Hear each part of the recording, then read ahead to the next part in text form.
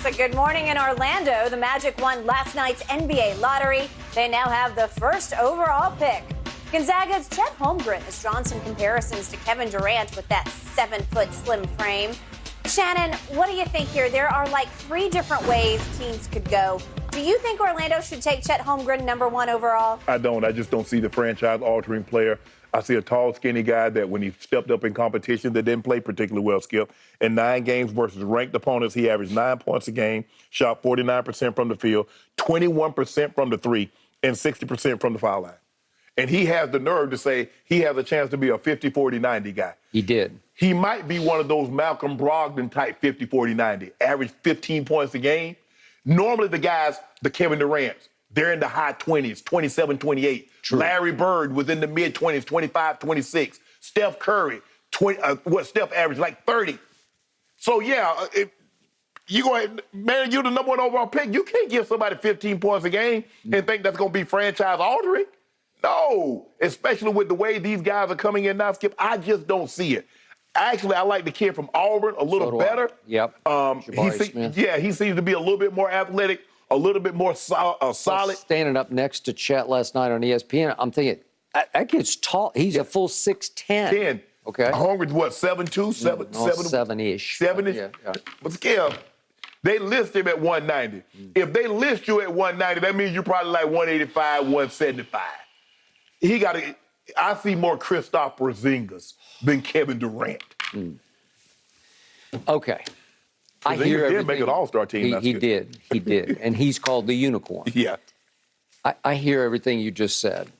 I was bullish on Holmgren when he was in high school because I would see the highlights on YouTube. We showed one at the end of a show one day, and I said, I've never seen anything quite like that. He's got handles at 7 feet tall.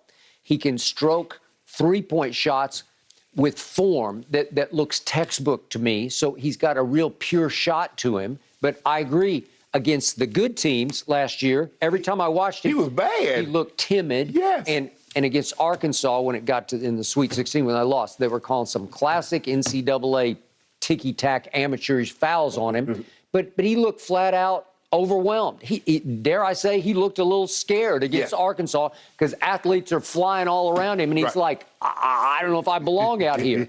Well, wait till you get to the next level and see what you got flying at you every night. Right. Okay, what do I see in him? I see 7 feet. I see 7'6" wingspan because he's got really length to him. And I see a springy jumper. He's got hops to him. So the last 28 years, nobody has done this. He made 40-plus threes in a season and had over 100 blocks. I know he can block shots at the next level. He doesn't do it with physicality. He just does it with length and quick jumping. Right. He can spring quickly and get up, and he's got a knack for blocking shots. Well, is that good enough to take him #1 overall? No. Because if he ever grows up, if he ever gets any man body, and I'm not sure he ever will, because sometimes your metabolism is such, it looks like he's got that kind of metabolism. Well, he'll never gain, like Sean Bradley, right? Skip, actually, he looks like Kevin Durant. Kevin Durant looked like Kevin Durant is damn near the same. He might have gained 10 pounds since college. He has that. Man, he ain't got no frame. I mean, you saw Shaq. You like, man, Shaq can put on some weight. This kid, the most he'd probably be, Skip, is 7 foot 200, 205. Yeah, okay, you're probably right.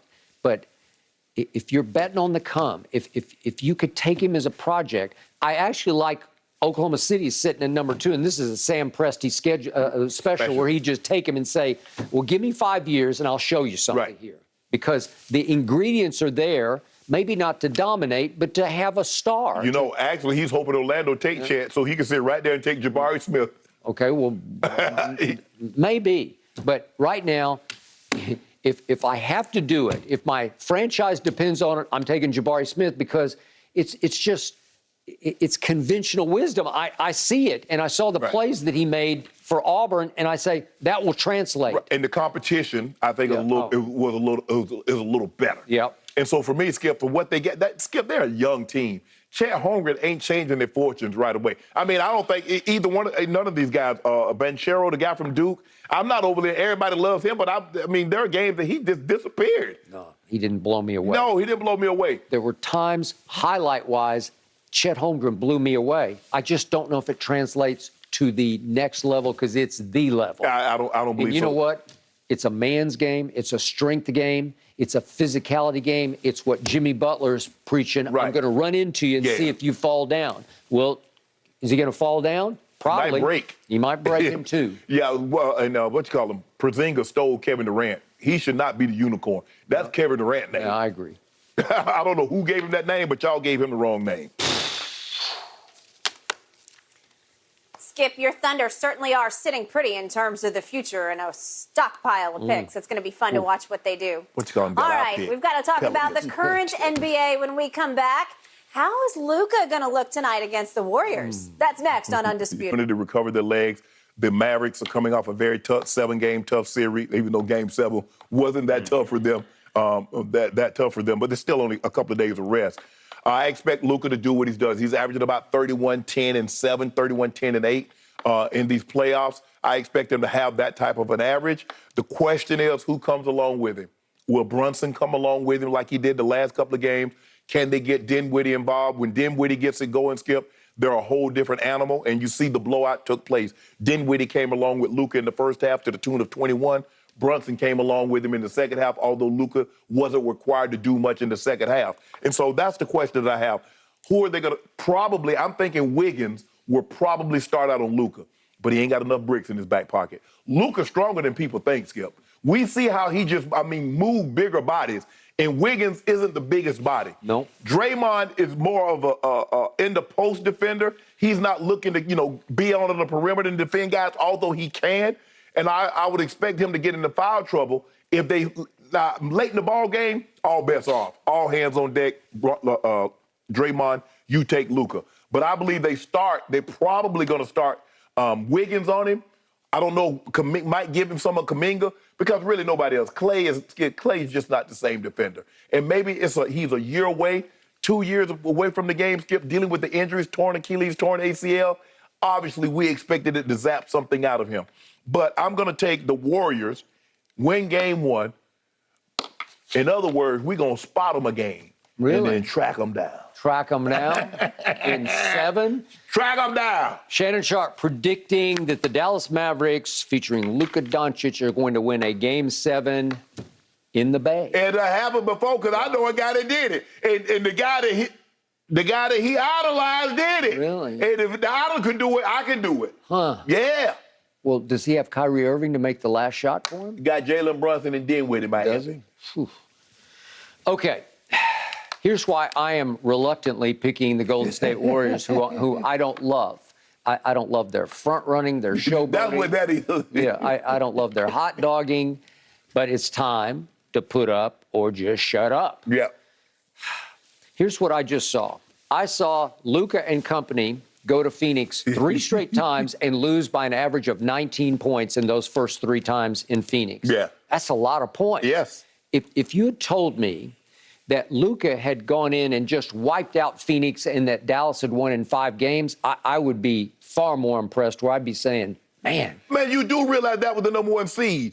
They won 64 games, and he took down the 64-win team. Took them down. It on their still own court. feels like I haven't recovered from Game 7 yet because I haven't quite sort of figured it out in my psyche, but it still feels like that was more about how bad Phoenix was than how great they were.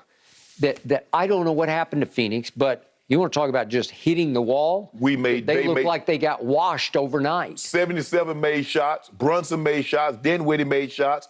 And CP3 and Book and DA did not make shots. Okay, well, CP3 quit taking shots. That's what shocked me.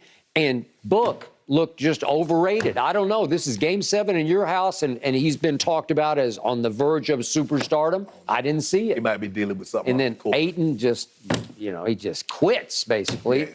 And he winds up on the bench for the last quarter and a half, in a big spat with the coach. And it was just a sorry affair from start to finish by the home team. Right. Well, I give Lucas some credit, but I can't say, wow, they have arrived. I'm not sure. I just think Phoenix didn't arrive, or it just fell on its face at the finish line. This feels very LeBronish to me. Does it? Okay. You remember what happened in year 4, right? All right. So here's what I think in the end.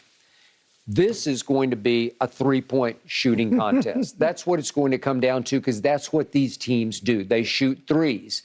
And in the end, I will take the proven shooters over the ones that I can't be sure about. Hold on. You were just killing Steph Curry last series for shooting threes. Okay. How many playoff games have they played versus how many playoff games these other guys have played? Like, do you really trust Jalen Brunson at the highest level of the Western Conference Finals to make big threes and big twos? You know why I trust him, Skip? He's trying to get him a big contract. Okay, well, maybe he will. But Finney Smith, do you really trust him to make 10 threes? I don't. Dinwiddie, has he ever been in moments like this? No, he hasn't. Well, Finney Smith might not need to make 10 threes, but he damn sure don't need to let Clay make 10 threes. Okay. How about that?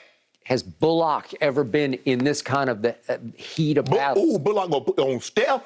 Bullock. Well, is Kleba, is he going to just still stand over there in the corner and just drain five threes? Bertans. You like these Bertans. I used to. What you mean you used to? He a Spur. The Spurs stole him. They got him in the Kawhi deal. They got Bertans and Kawhi for George Hill? Yeah. You're kidding. I thought once you were a Spur, you always a Spur. Well, he's bounced all over the league. Yeah, but that's your guy. You're supposed to follow it. All I know about him is he will shoot it, man. Yeah. You want to talk about no conscience? He's not afraid to shoot. He is going up, and he's 6'9", so you can't block it. But the point is, who do you really trust over there to make threes if it's a contest? Well, I'm going to take Steph and Clay just shooting threes. And I'm not talking about at the end of the game or the fourth quarter. I'm just talking about from start to finish. I'm going to take those